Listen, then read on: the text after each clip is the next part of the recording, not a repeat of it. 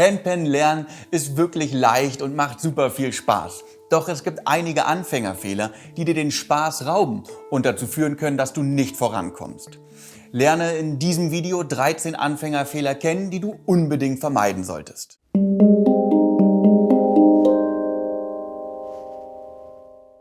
Hallo und herzlich willkommen beim Handpan-Portal. Ich bin Milan und mit diesem Video möchte ich dir helfen, Anfängerfehler beim Handpan-Lernen zu vermeiden. Fehler Nummer 1, zu hohe Erwartungen haben. Du hast nun deine Handpan erhalten, bist aufgeregt und voller Vorfreude. Jetzt willst du sofort loslegen und schnell Lieder, Melodien und Rhythmen spielen. Das ist völlig verständlich. Doch wenn du zu hohe Erwartungen an dich hast, die du möglicherweise nicht erfüllen kannst, wird dich das demotivieren. Das bringt dich dann später auch nicht vorwärts. Daher ist mein Tipp, versuche geduldig zu sein. Lass dir die Zeit, die du brauchst, um entspannt und mit Spaß Handpan zu lernen. Setze dir erreichbare Ziele und feiere deine Erfolge, wenn du wieder einen kleinen Meilenstein geschafft hast. Fehler Nummer 2, alles gleichzeitig lernen wollen. Besonders am Anfang ist die Motivation sehr groß, aber leider oft auch die Ungeduld. Viele wollen dann am liebsten alles gleichzeitig lernen. Dir geht das viel zu langsam und du willst schneller vorankommen. Du willst Rhythmen, Melodien und verschiedene Techniken auf einmal üben. Doch das überfordert und verwirrt dich. Daher mach dir bewusst, dass du, also dein Gehirn, dein Körper, deine Hände, nach und nach die einzelnen Bereiche des Handpan-Spielen erlernen müssen. Alles gleichzeitig wird nicht so gut funktionieren. Am besten übst du gerade am Anfang immer nur ein Thema pro Übungseinheit. Du kannst dir dann zum Beispiel für einen Tag Rhythmusübung vornehmen und für einen anderen Tag eine bestimmte Anschlagtechnik oder Melodie üben. Indem du alles einzeln übst, bildest du ein gutes Fundament, auf das du aufbauen kannst. Du benötigst erstmal Zeit, um solide Grundlagen zu erlernen. Und wenn du später besser spielen kannst, ist die Aufteilung natürlich nicht mehr notwendig. Du kannst dann Übungen kombinieren, wie auch immer du möchtest. Der dritte Anfängerfehler, ohne Lehrplan und Struktur üben. Einfach loslegen ist genau das, was du wahrscheinlich gerade möchtest. Manche empfehlen das sogar, ohne Plan loszulegen und nur so zu spielen, wie dein Herz begehrt. Natürlich kann das Spaß machen, aber es kann eben auch dazu führen, dass du grundlegende Techniken nicht lernst oder dir falsche Techniken aneignest. Wenn du dann nicht mehr vorankommst, ist das später demotivierend. Daher empfehle ich dir, nutze eine der vielen Möglichkeiten, um strukturiert und professionell Handpan spielen zu lernen. Es gibt tolle Online-Kurse von verschiedenen Anbietern. Du könntest dir ein Handpan-Lernbuch kaufen oder mal einen Handpan-Workshop besuchen. Natürlich kannst du auch nach persönlichem Unterricht bei dir in der Nähe suchen. So erhältst du eine Struktur und gehst planvoll an das Handpan-Lernen heran. Damit wirst du in kurzer Zeit tolle Erfolge feiern können. Fehler Nummer 4. Nicht regelmäßig üben. Wenn du wirklich Handpan spielen lernen möchtest, dann musst du regelmäßig üben. Nur wenn du regelmäßig übst, verinnerlichst du die Techniken und Bewegungen. Wenn du nur sporadisch übst, dann bist du eigentlich nur am Wiederholen und kommst nicht wirklich voran. Ich empfehle dir daher, mach das Handpan-Üben zu einem festen Bestandteil deines Lebens und übe regelmäßig. Versuch dir jeden Tag etwas Zeit zu nehmen oder zu festen Tagen und Zeiten in der Woche. So schaffst du eine neue Gewohnheit für dich und das regelmäßige Üben wird kein Problem sein. Fehler Nummer 5. Übungen auslassen. Ja, ich weiß, nicht jede Übung macht Spaß. Es gibt trockene und langweilige Fingerübungen und Rhythmusübungen, die schwierig sind und viel Zeit benötigen. Viele AnfängerInnen überspringen diese blöden Übungen. Aber das ist keine gute Idee, denn es wird deinen Fortschritt aufhalten. Außerdem benötigst du diese Übungen, um später schwierige Melodien und Rhythmen leicht spielen zu können. Halte also auch langweilige Übungen durch, bis du sie richtig beherrschst. Überspringe keine Übung, denn später werden dir diese Fertigkeiten dann fehlen. Solltest du die Übung jedoch diszipliniert durchhalten, dann werden dir später schwierige Melodien und Rhythmen besonders einfach fallen.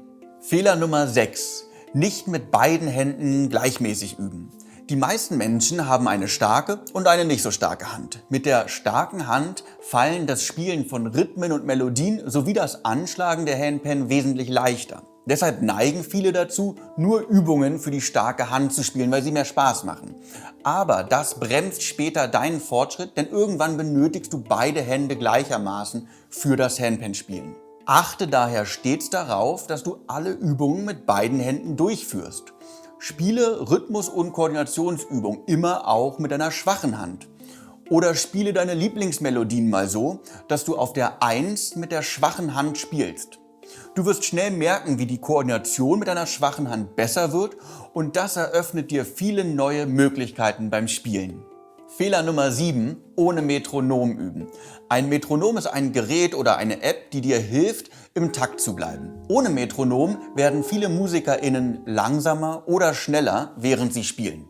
Und wenn du nicht im Takt bleibst, dann klingt dein Handpan-Spiel arrhythmisch und nicht gut. Du solltest daher so oft wie möglich mit einem Metronom Handpan lernen. Das hilft dir im Takt zu bleiben und die Geschwindigkeit zu halten. Außerdem trainierst du so auch gleich dein Rhythmusgefühl mit. Der Anfängerfehler Nummer 8 ist es, die Handpan zu stark anzuschlagen. Viele AnfängerInnen schlagen ihre Handpan nämlich zu stark an. Eine Handpan sollte aber nur leicht angeschlagen werden, dann klingt sie optimal. Nur dann entstehen nämlich die schönen magischen Klänge, für die wir die Handpan ja so lieben. Wer die Handpan zu stark anschlägt, verzerrt oft den Klang. Das klingt dann unharmonisch und nicht schön. Mit einem viel zu harten Anschlag kannst du außerdem deine Handpan sogar verstimmen. Mein Ratschlag ist daher, schlage die Handpan nur ganz leicht an und erhöhe dann nach und nach die Anschlagsstärke. Du wirst bemerken, dass sich der Ton irgendwann nicht mehr schön anhört. Versuche dir so einen leichten und nicht zu starken Anschlag anzugewöhnen. Fehler Nummer 9 ist es, die Handpan nicht richtig zu pflegen. Eine Handpan muss regelmäßig gepflegt werden. Das vergessen einige Handpan-SpielerInnen und manche wissen es auch gar nicht. Doch wenn das Instrument nicht gepflegt wird, kann es Rost ansetzen. Um das zu verhindern, musst du deine Handpan regelmäßig pflegen. Wie du das genau machst, erfährst du in unserem Ratgeber zur Handpan-Pflege. Den Link findest du in der Videobeschreibung. Ich werde dazu auch irgendwann mal ein Video machen, das ich dir dann hier oben verlinken werde. Fehler Nummer 10 ist es, mit Schmuck zu spielen. Achtung, pass auf, wenn du mit Schmuck spielst, kannst du deine Handpan beschädigen. Du könntest das Instrument zum Beispiel zerkratzen oder sogar kleine Dellen reinhauen. Und an diesen Stellen kann sich dann leichter Rost bilden. Achte daher immer darauf, dass du keine Ringe, Armreifen, Ketten oder Gürtel trägst oder irgendwelche sonstigen Gegenstände, die deine Handpan beschädigen können. Fehler Nummer 11, sich mit anderen vergleichen. Wenn du dich mit tollen Handpan-SpielerInnen, die Videos von sich auf YouTube hochladen, vergleichst, kann das Segen, aber auch Fluch sein. Einige spornt es vielleicht an zu sehen, was auf der Handpan möglich ist. Andere wiederum demotiviert es, dass sie nicht selber auch schon so gut spielen wie die Profis in den Videos. Mach dir also immer bewusst, wie lange die dafür geübt haben und werd nicht einfach neidisch. Dein Fokus sollte bei dir und deinen Erfolgen liegen. Ich empfehle dir daher, notiere dir stets deine Fortschritte, zum Beispiel in einem Handpan-Tagebuch, sodass du deine eigenen Erfolge siehst. Sei stolz auf dich und denke daran, dass alle mal klein angefangen haben. Fehler Nummer 12 ist es, seine Motivation und seinen Spaß zu verlieren. Beim Handpan-Spielen sind Spaß und Motivation super wichtig und sollten immer im Vordergrund stehen. Denn wer beides verliert, hört meistens auf zu spielen. Und das möchtest du sicherlich nicht. Deshalb ist es wichtig, dass du weißt, wie du den Spaß beim Handpan-Lernen nicht verlierst. Lies dazu am besten unsere Ratgeber, wie du dich zum Handpan-Lernen motivieren kannst und dabei den Spaß nicht verlierst. Die Links dazu findest du in der Videobeschreibung. Außerdem werde ich auch dazu noch Videos machen, die ich dir dann hier oben verlinke. Last but not least, Fehler Nummer 13, die falsche Handpan gekauft zu haben. Das Wichtigste ist deine Handpan selbst. Es ist von größter Bedeutung, dass du dir die richtige Handpan kaufst. Wenn dir Sustain, Skala oder Klangfarbe nicht gefallen, verlierst du schnell deinen Spaß am Spielen. Wichtig ist deshalb, bereite deinen Kauf gut vor. Lies zum Beispiel unsere Ratgeber zum Kauf einer Handpan. Dort erfährst du, auf was du beim Kauf achten musst und wie du die richtige Skala für dich findest. Wenn du dich am Anfang nicht für ein Modell entscheiden kannst, ist es ratsam, erstmal eine Handpan zu mieten. Oder du könntest auch einen Handpan-Workshop besuchen. Dort kannst du Instrumente ausprobieren und so herausfinden, welches Modell am besten zu dir passt. Ich hoffe, dass du es schaffst, alle Anfängerfehler beim Handpan-Lernen zu vermeiden und so schnell Erfolge feiern kannst. Wenn dir das Video gefallen hat, zeig mir das gerne mit einem Like. Solltest du noch Fragen haben oder weitere Anfängerfehler kennen, dann schreib es mir gerne in die Kommentare. Tschüss und viel Spaß beim Handpan-Lernen.